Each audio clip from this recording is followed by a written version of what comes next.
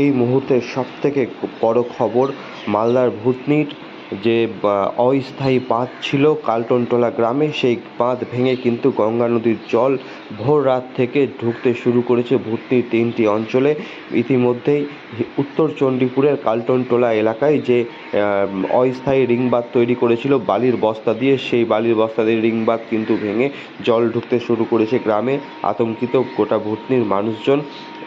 গঙ্গা নদী থেকে জল প্রচুর গতিতে ভূতনির মধ্যে প্রবেশ করছে, আর তাতে কিন্তু মানুষ কিন্তু যথেষ্ট আতঙ্কে রয়েছে। ইতিমধ্যে কালটনটোলা সহ বেশ কিছু গ্রামে জল ঢুকতে শুরু করেছে, আর মানুষ আশঙ্কা করছে যে এই জল এইভাবে ঢুকতে থাকলে ভূতনির 3টা অঞ্চল নিমিষেই প্লাবিত হয়ে যাবে বলে আশঙ্কা করা যাচ্ছে।